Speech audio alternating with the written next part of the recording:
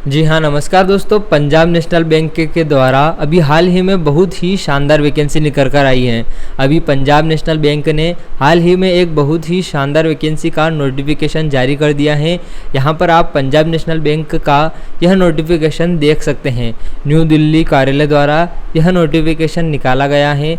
Punjab national bank इसका notification 20/7/2026 को निकाला गया है, यानी कि 20 जुलाई को यह नोटिफिकेशन निकाला गया है।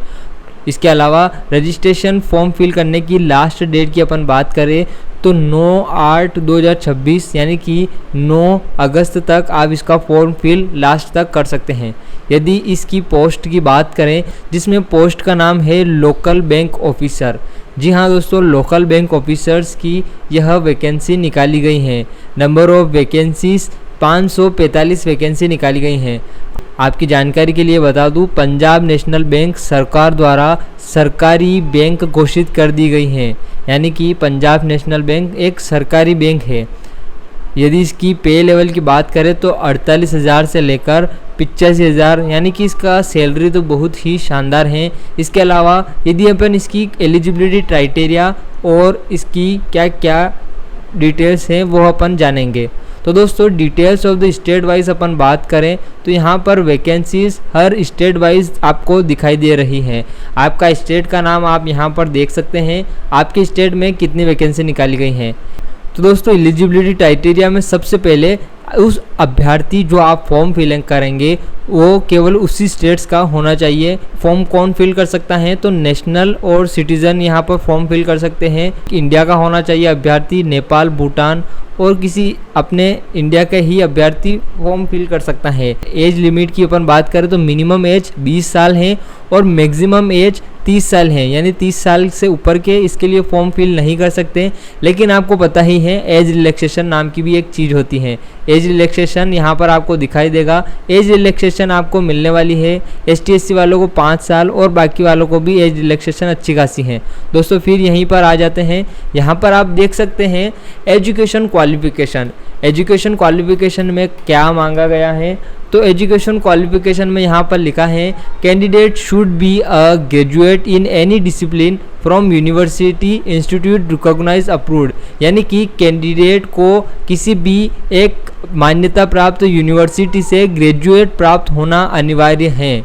दोस्तों, वैलिड मार्कशीट आपको यहाँ पर लगने वाली है। डिग्री डिप्लोमा आपने जो भी कर रखा है केवल उसी के बेस पर आपकी एज क्वालिफिकेशन और एजुकेशन क्वालिफिकेशन मांगी गई है।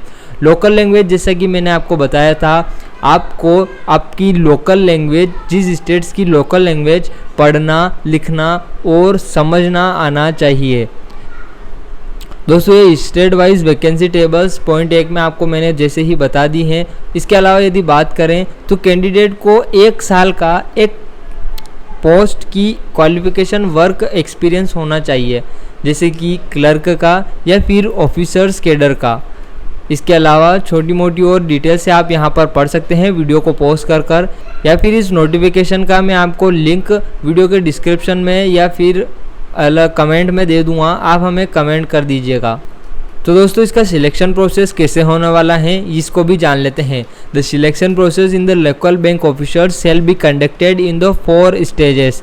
4 स्टेजेस में यह एग्ज़ाम होगी, यह सिलेक्शन होगा। तो पहला होगा रिटर्न टेस्ट, पहले रिटर्न टेस्ट होगी, स्क्रीनिंग होगा, फिर थर्ड में आपकी लैंग्वेज प्रोफिशिएंसी टेस्ट होगी और फोर्थ में आपका इंटरव्यू होगा। सबसे मेन काम है रिटर्न टेस्ट। जी हाँ दोस्तों, आप रिटर्न टेस्ट पास कर लेंगे तो बाकी के 3 चरण तो बहुत ही आसान है।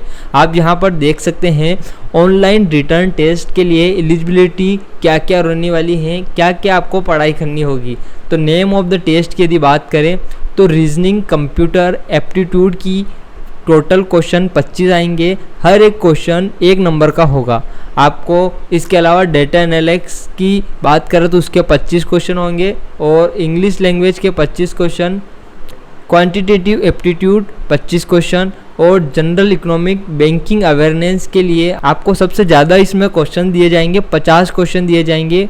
इसके अलावा सिलेक्शन ड्यूरेशन की यदि बात करें तो आपको यह हर एक क्वेश्चन के लिए लगभग 1.5 से 2 मिनट के आसपास मिलेगा।